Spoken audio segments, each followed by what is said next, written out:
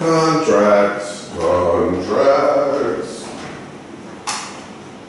And lights and contracts. Contracts. Let's talk about contracts. Contract is, of course, we typically think of it as something on paper. It's something that's there to protect us in times when we are in a legal situation. People will say things like, did you get it in writing? Which means that you have some kind of paper contract. But there are other kinds of contracts too out there. I would usually, if I was in class right now, I would ask you if you had already in your lives signed a contract or become subject to a contract, and you would tell me probably no.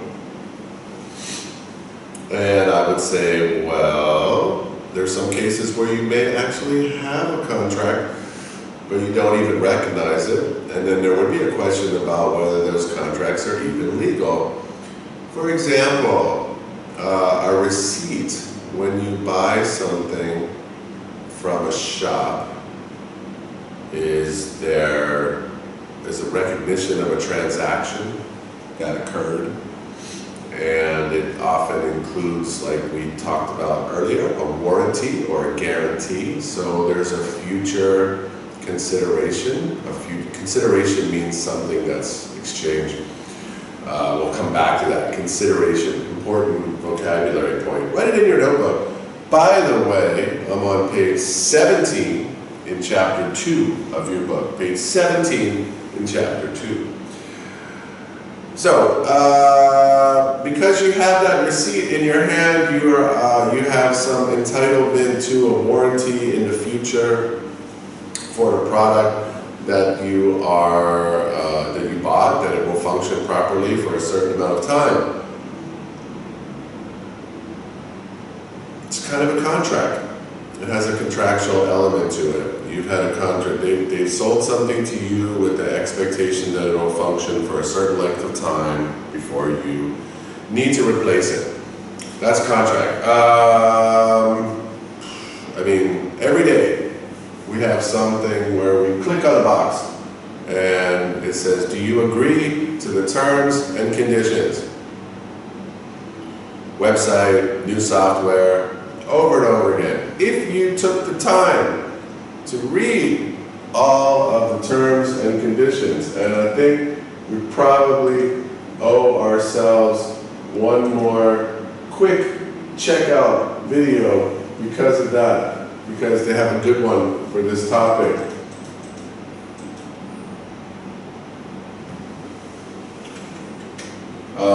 But that's a contract.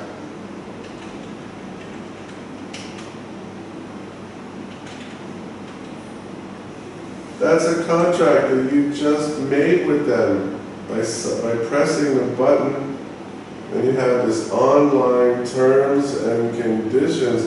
This is one of their best videos ever.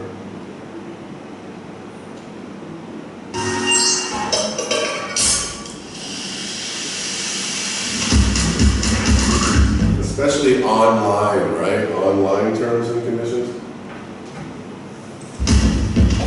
Almost every time we visit a website or install software, we usually agree to a long and complex set of terms and conditions. Often we don't even read. Can you stop that? Often we don't even read what we're agreeing to. Here are the iTunes terms and conditions. All 24 pages of them. But before you click agree, did you read this section? You also agree that you will not use these products for any purposes prohibited by United States law, including without limitation the development, design, manufacture, or production of nuclear missiles or chemical or biological weapons. That's right, you agree not to use Apple's iTunes to produce nuclear, chemical, biological weapons. Which means Kim Jong-un isn't just trying to destroy the world, he's also breaching his iTunes contract.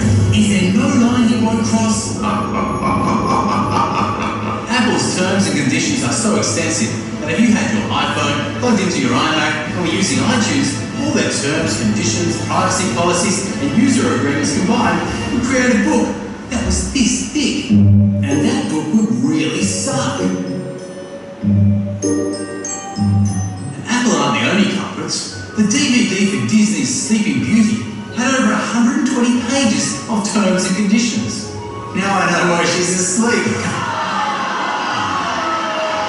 Hey, wasn't that bad? Not to mention website terms of use.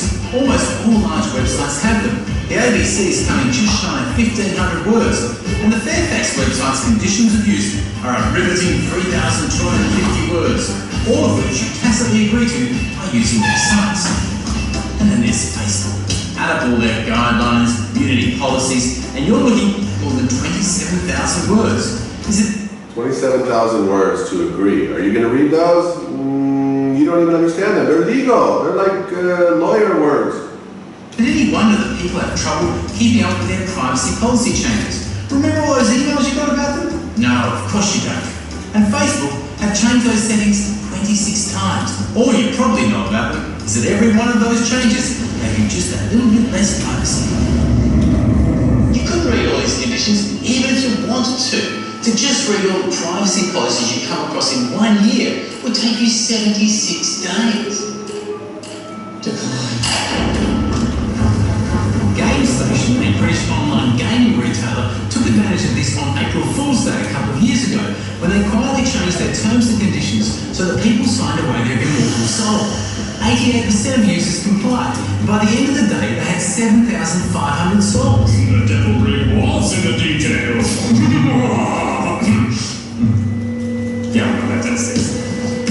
Although the souls clause was clearly a joke, when Google Chrome was first launched in 2008, its license agreement included You give Google a perpetual, irrevocable, worldwide, royalty-free and non-exclusive license to reproduce, adapt, modify, translate, publish, publicly perform, publicly display and distribute any content which you submit, post or display on or through the services. Google removed the clause, but for a while there, anything you did through the browser could have been used by Google anytime, for any reason, for all of eternity. It's not quite your immortal soul. What a pretty close. It turned out Google had accidentally copied the clause from a different licensing agreement, which goes to show not even the companies that write these actually read them. So I guess they don't really matter, but all these terms and conditions. So the companies that make them don't even read them. They just copy them from other companies. I mean, you don't really read them, so they don't mean anything, do they? Well, that's not quite right. The law's still working out what people have to do under these agreements. But you can't sign away your soul. The fact is, you can't sign away your consumer protections. And there's a special section in the Australian consumer law which voids standard form consumer contracts if they're deemed to be unfair. So what you're saying is I don't have to read it, because if it's unfair, the consumer law will fix it for me. That's not true either. What's fair will ultimately be determined by a court, but there's plenty of terms and conditions that a court may think are fair that you may not like. So it's taking a bit of a risk to leave it up to them. That'd be great. So what's the alternative?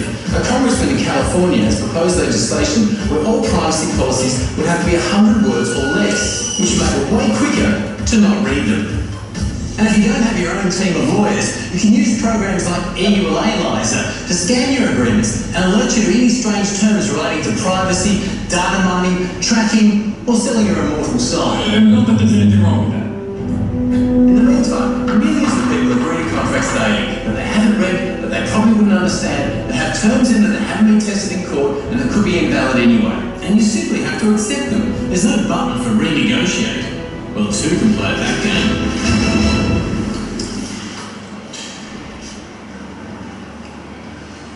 Why don't you accept the terms and conditions?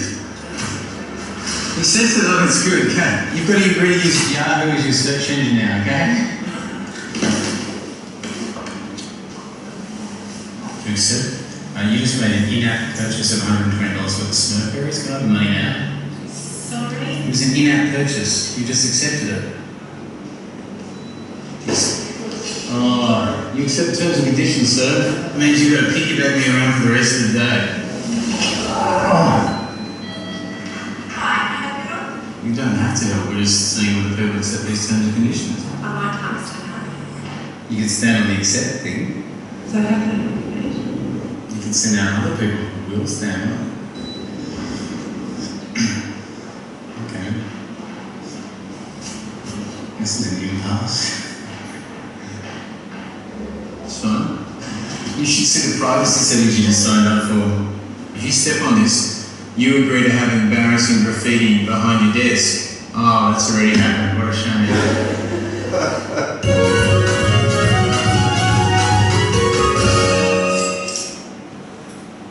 Anyway, big debates. Those are contracts. When you click on those buttons, and of course, you know that you do not have enough money to hire a lawyer to protect yourself in court from something you might have agreed to that you don't want to agree to. So that's an issue. But also at the same time, wait, you might be safe. Why? Why would you maybe be safe? Well, because you are under 18. So it may be illegal for you to enter a contract. So you may download, I should get people who are under 18 to download all my software for me, and they can agree. But who is the agreement under? Is the agreement under the email or the name of the person who is, says they agree, or is it the person who presses the button? What if my 5-year-old son is the one who presses I agree, but I didn't agree, my son agreed? He's illegal. He has to be 18 in order to agree. So obviously contracts are super messy, complicated, behind the times. We're in the internet age. So there's massive updating of what's going on with contracts. There are armies, literal armies of lawyers who spend all their time trying to figure out how to steal your privacy and steal your rights through you agreeing to give up your soul. So, you may have entered into contracts in your life, and you probably have receipts about future issues with contracts. But you also may be involved in the legal contracts, or you may not be legally bound to those contracts because of your age. So, lots of issues with contracts. It's supposed to protect people. That's the real idea. Online agreements, though, are weird. Contracts, page 417. A contract is an agreement between two or more parties that is legally enforceable. There can be written contracts or, as they say, verbal contracts, but verbal contracts are very hard to prove. You can say that you didn't say it, but other people might witness you say it, and then you have to deal with that witness situation. It can get complicated. It's better to have it on paper. A contract is formed when one party makes an offer and another party accepts the offer. A contract is entered into when signing a written agreement, taking a product off a shelf in the shop and paying for it. So what is that? I just said it before. A receipt. A receipt is a contract. And clicking on the I agree or confirm button in an online shopping cart, and maybe in uploading an app. So 3 ways that the contract can be authorized or agreed to. Accepting the receipt for payment, signing, or clicking on the I agree. If there's an agreement in writing, all parties have a record of what has been agreed to. So that is true, right? If you have a written contract, you make 2 copies. If you have a receipt, there's in the shop, they also have a copy of your receipt. And if you agree, then you get an email that says that you agreed, that both people sent and received. So you have a record of what has been agreed to.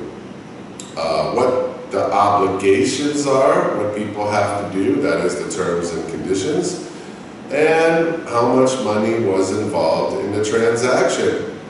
A contract documents the promises that have been made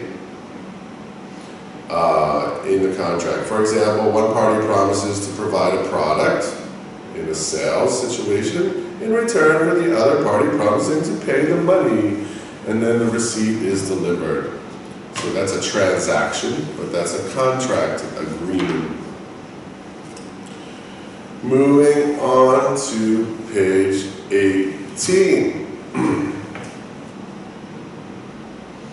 If there is a dispute, which is a disagreement over what has been done in the contract, or how much money that needs to be paid or has been paid already, sometimes there's partial payments, then the contract details can be used to resolve the issue in the dispute. The contract is a legal document. It may be used in court to prove that there's an agreement, so the court can enforce this agreement. There may be a verbal contract, but then if there's a dispute, it's difficult to prove the facts. A verbal contract, that doesn't even seem possible. How can we have a verbal contract? Let me make sure I can get this video for you later about terms and conditions. A verbal contract, that sounds crazy. You said you would take me to the store. What makes a verbal contract legitimate? Is a verbal agreement binding? How to enforce a verbal contract? These people are all wearing suits. They scare me. Except for this guy. He doesn't scare me. But that's a song, verbal contract. Should we believe in them? How verbal? Is a verbal job offer legal? Nobody wants to talk about this very much. 1 minute, I think it's funny. So we should do 1 minute of verbal contracts. Because, oh, look at this guy, he looks so serious.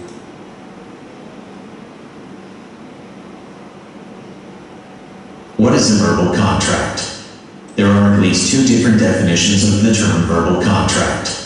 In one sense, people use it to describe an oral contract, in which people make a spoken agreement, but that agreement is not formalized with a written contract.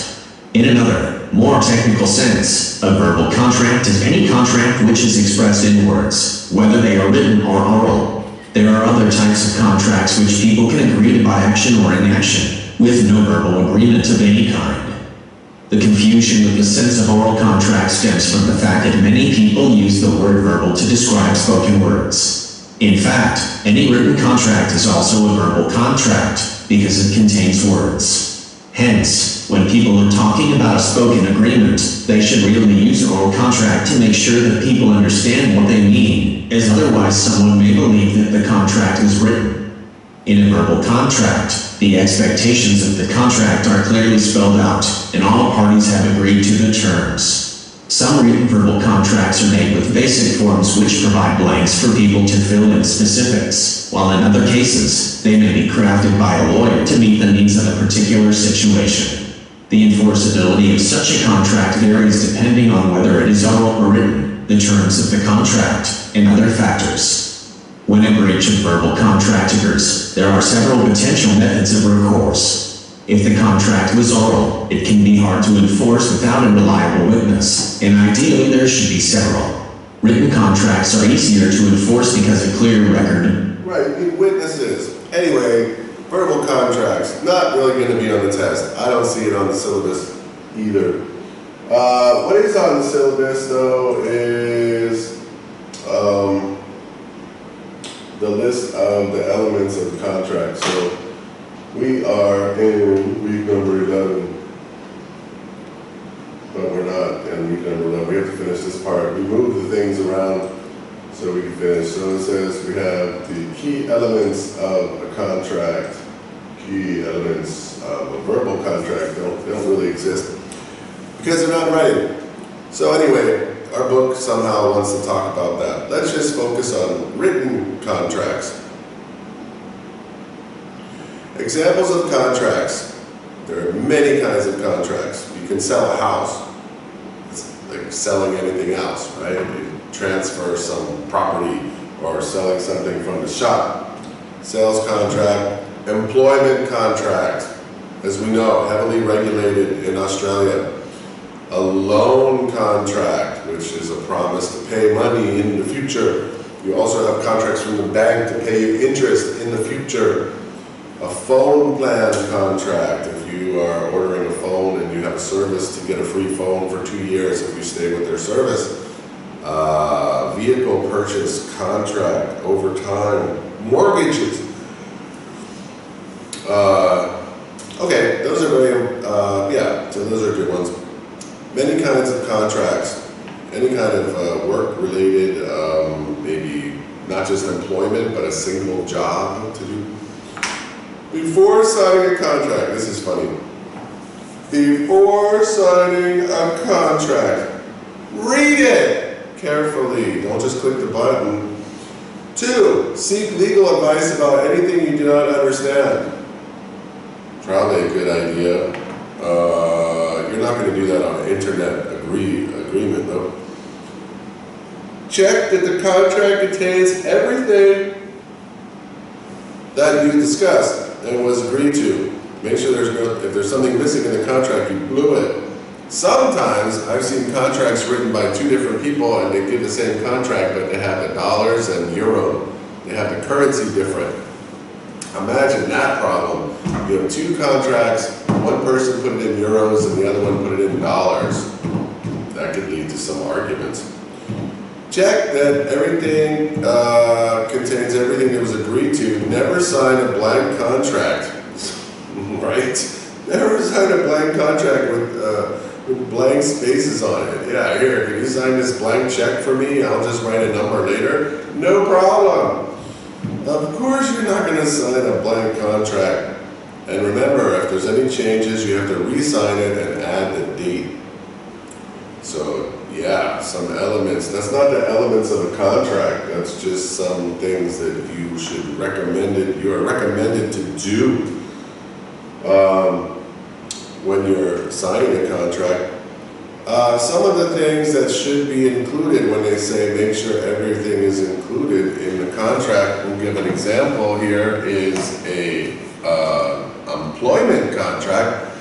Of course, an employment contract includes the name and the address of the employer. Usually they have an official stationery, official kind of paper with their name. Also, some countries have to put the stamp on it, some special stamp that you put on the document to show that it comes from that company. Name of the employee, what's the job title. In Australia, which we'll talk about later, they have a legal responsibility to have a job description for each job.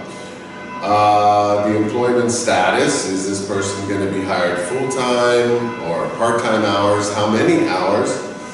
How long is the term? 1 year? 2 years? Forever until it ends? What is the expected pay rate or salary? Should be in there. The hours of work, meaning the working time, not just the number of hours, but the working times. What is the entitlements that the employee has for holidays, which is leave entitlements?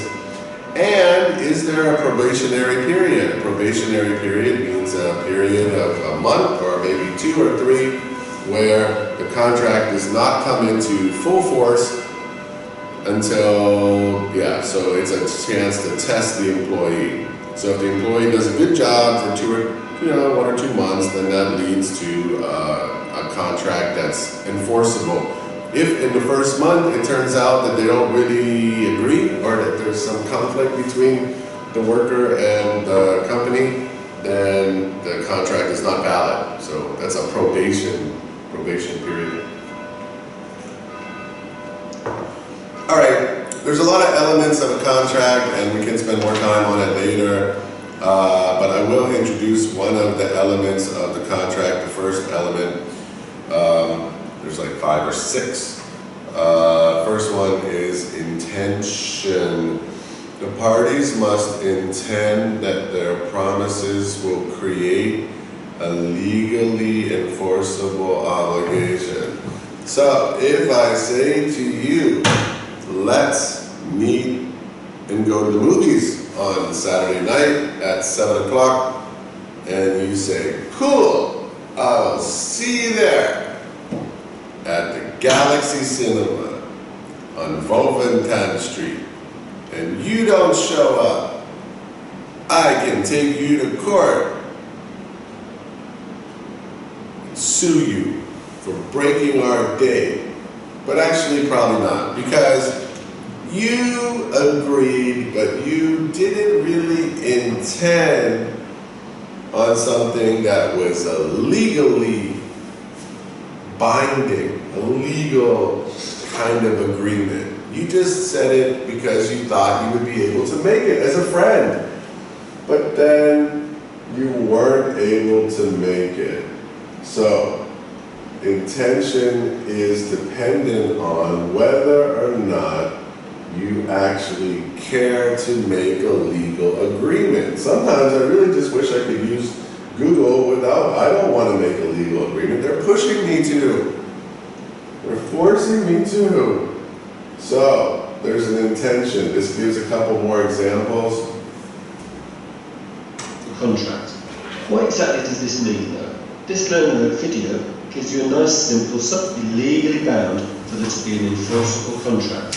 What exactly does this mean though? This learning video gives you a nice simple summary. Think about it this way.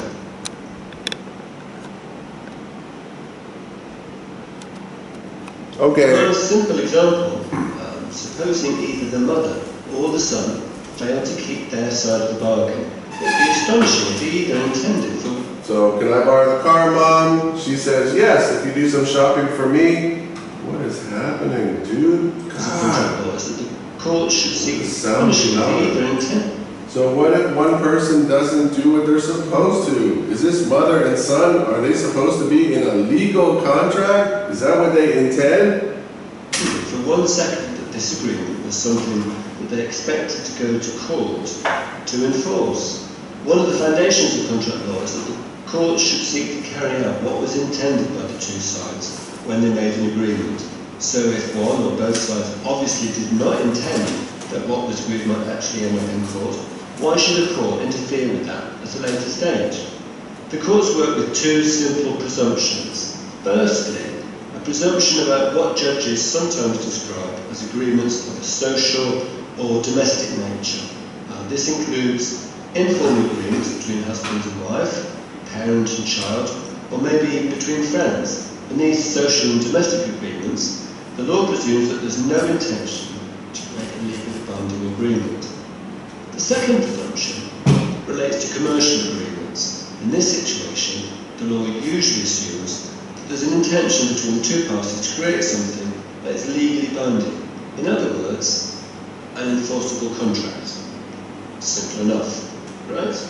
Well, yes and no. Let's look at some of the case law where the courts have found a good reason to rebut one or other of these presumptions. Rebut, in lawyer speak, means recognise that the facts of the case have made a judge say, there's a good reason not to apply the usual presumption. Can I tell you more? Yes, I can. So let's look at each of these presumptions in turn and talk about some of the So first then, social or domestic agreements. The presumption that a domestic agreement between husband and wife cannot be legally enforced is fairly well established. Leading authority for this is Balfour and Balfour. Some of the interesting... I'm trying to get the sound better, sorry. This speaker on this side is weak. Precedents. So first... So, yeah, okay, alright, I'll try again. The assumptions are what? that is it a commercial agreement or is it a social agreement? That's the comparison.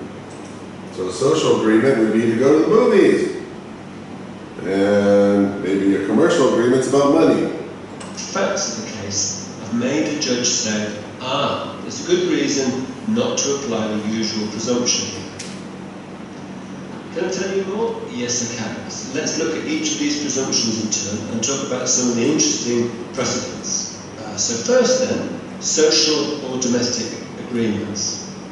The presumption that a domestic agreement between husband and wife cannot be legally enforced is fairly well established. Leading authority for this is Balfour and Balfour back in 1919, which involved an oral agreement about payment of an allowance between the husband and the wife. At the time of the agreement, the couple were living together. It's debatable whether Balfour and Balfour would be decided in the same way today.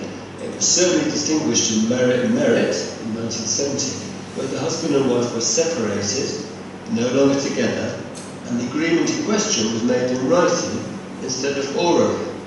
In this case, the fact that the agreement was between the husband and wife did not prevent it from being legally enforceable.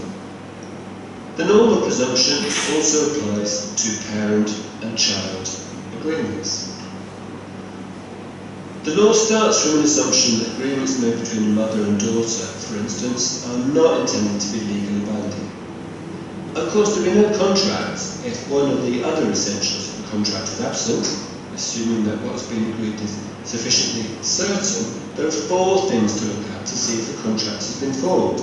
Just to remind you that are acceptance, consideration, capacity, and intention to be legally bound. Can this presumption about family members not intending to create a legal contract extend to friends? The answer is yes. If the court feels that the 2 parties concerned did not intend to create a binding agreement, they will not enforce it. Secondly, let's talk about commercial agreements then. With commercial agreements, when at least one party is a business, the presumption is reversed. In other words, the court starts with the assumption that there is an intention to create legal relations. A very good reason for this presumption is the need to protect consumers. After all, it would be unfair if a business, having sold goods to a private individual, was able to avoid its obligations under an agreement by somehow showing that it wasn't really a legal contract. So, to rebut this presumption, courts would generally need strong evidence in relation to commercial agreements. But as with social and domestic agreements, the presumption may sometimes be successfully rebutted. And let's look at 2 examples to explore this. The first one is what's called honourable pledges. And you might want to look at a case called Rose and Frank and Compton Brothers back in 1923. The claimant and the defendant businesses had bought and sold from each other for some years. In 1913, they drew up a written agreement.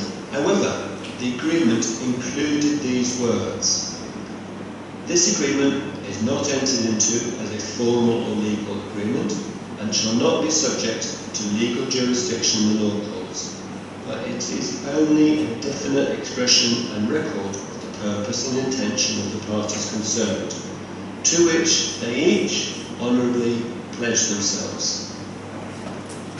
When the claimant brought an action for breach of contract against the defendant, Lord Scruton, on appeal, said that there was no reason why parties should not simply rely on good faith and honour, rather than settling disputes in the courts.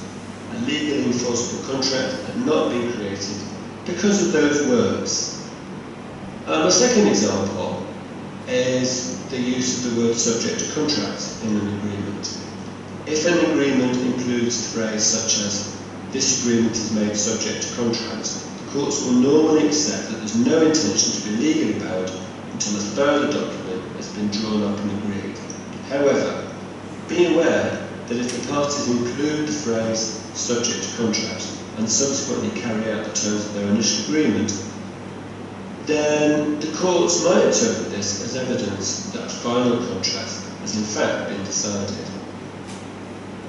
Just a word about collective bargaining agreements.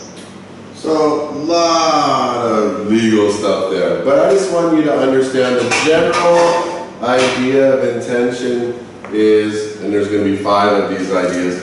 The general idea of intention, and I've got to fix the speaker, I'm sorry, but the general idea of intention is that it's got to be something that you wanted to have some commercial agreement. It's not going to be something where you made some social